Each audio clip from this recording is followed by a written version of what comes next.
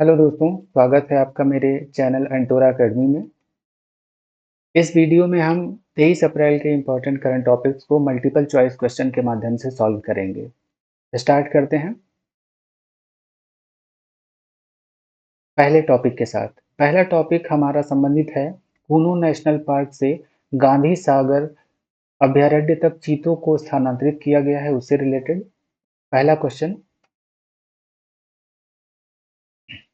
मध्य प्रदेश के गांधी सागर वन्यजीव अभयारण्य में स्थानांतरित किए जाने वाले चीतों का नाम क्या है, ये हमें बताना है। तेजा और पिंगा या फिर प्रभास और पावक, सुल्तान और सिम्बा या फिर आकाश और अग्नि।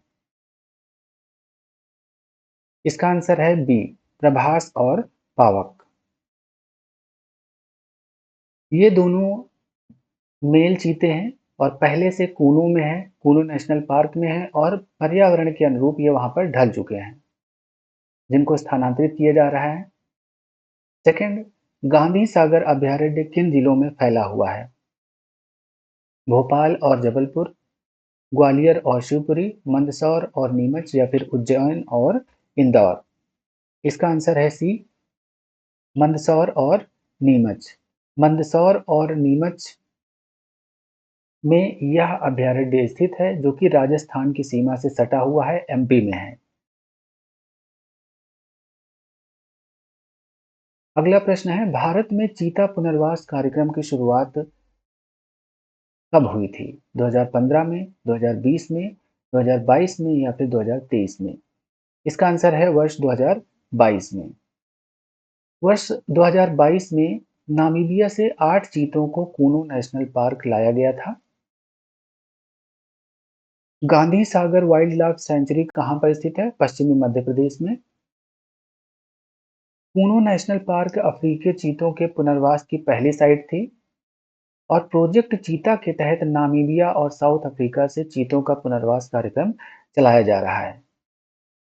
भारत में अंतिम एशियाई चीता 1947 में देखा गया था, इसीलिए बाहर से चीते मंगवाकर उनका पुनर्वास कराया जा रहा है। अगला टॉपिक है आंध्र प्रदेश में अनुसूचित जातियों के उपवर्गीकरण से। यह अध्यादेश है जो कि हाल ही में लाया गया है आंध्र प्रदेश गवर्नमेंट द्वारा।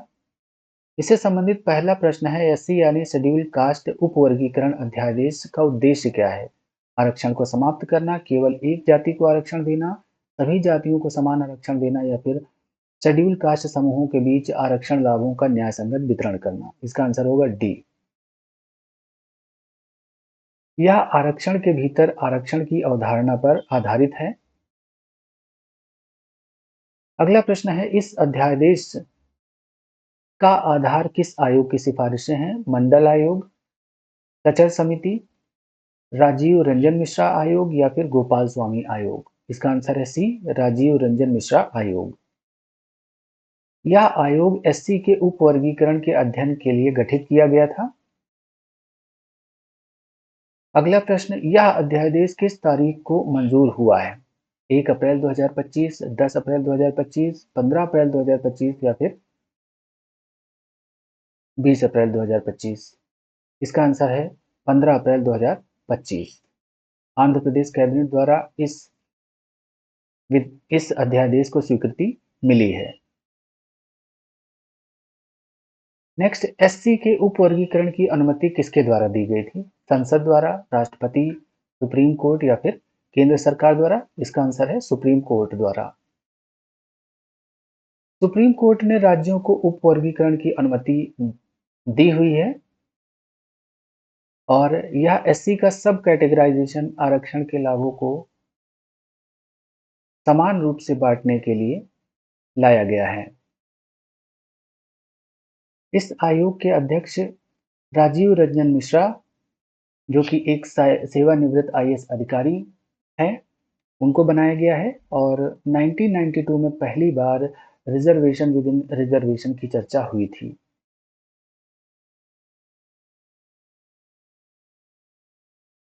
अगला टॉपिक रिलेटेड है विश्व लीवर दिवस से संबंधित। हाल ही में विश्व लीवर दिवस 19 अप्रैल को मनाया गया। इसकी थीम क्या है? Liver for life, heal with nutrition, food is medicine या फिर डिटॉक्स फॉर हेल्थ? इसका आंसर है food is medicine.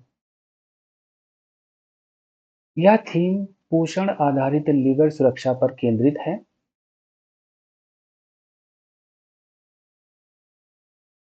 Next, liver कौन सा कार्य नहीं करता है इनमें से? डिटॉक्सिफिकेशन, हार्मोन निर्माण, पाचन में सहायता या फिर ऊर्जा भंडारण? इसका आंसर है हार्मोन निर्माण। लीवर हार्मोन नहीं बनाता बल्कि यह डिटॉक्स और मेटाबॉलिज्म करता है। वर्ल्ड लीवर डे 19 अप्रैल को मनाया जाता है। इसकी थीम इस बार की है फूड इज मेडिसिन और इसके कार्य कौन कौन से हैं? डिटॉक्सिफिकेशन, डाइजेशन और ग्लूकोज का रेगुलेशन। यह शरीर का सबसे बड़ा आंतरिक अंग भी है।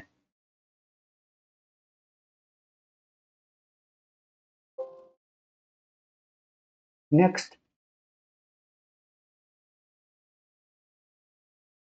हाल ही में न्यूयॉर्क में डॉक्टर अंबेडकर दिवस घोषित किया गया।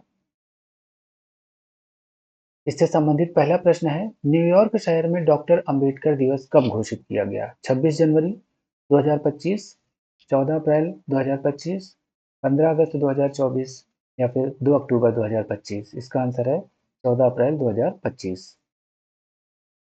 मेयर एरिक एडम्स, जो कि न्यूयॉर्क शहर के मेयर हैं, इन्होंने 14 अप्रैल को आधिकारिक रूप से अंबेडकर दिवस घोषित किया। अगला प्रश्न, डॉक्टर अंबेडकर को किस भूमिका के लिए जाना जाता है? स्वतंत्रता सेनानी, वैज्ञानिक, भारत के संविधान निर्माता या फिर राष्ट्रगान रचयिता? इसका आंसर है सी, भारत के संविधान निर्माता। वे भारतीय संविधान के निर्माता और सामाजिक सुधारक थे। डॉक्टर अंबेडकर दिवस की घोषणा 14 अप्रैल 2025 को हुई न्यूयॉर्क में और इसकी घोषणा किसने की थी? मेयर एरिक एडम्स ने।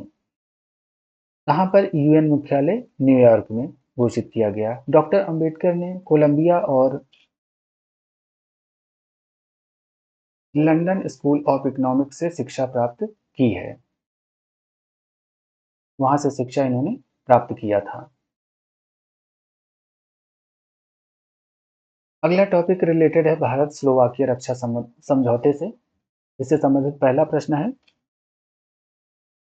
भारत और स्लोवाकिया ने किस क्षेत्र में एमओयू पर हस्ताक्षर किया है? शिक्षा के क्षेत्र में, कृषि, रक्षा या फिर स्वास्थ्य के क्षेत्र में? इसका आंसर है रक्षा के क्षेत्र में।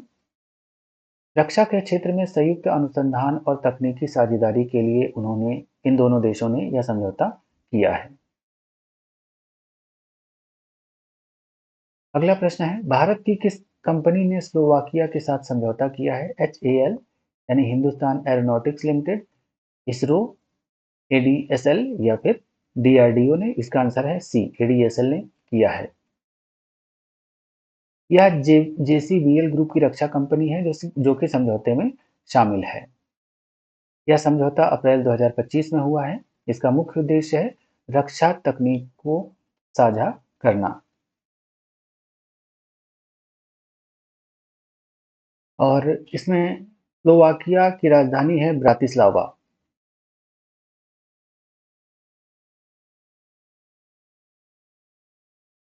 ये थे